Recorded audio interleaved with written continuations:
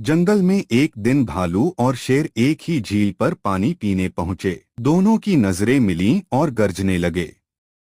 शेर बोला, ये मेरी झील है। भालू हंसते हुए बोला, पानी पर सबका हक होता है।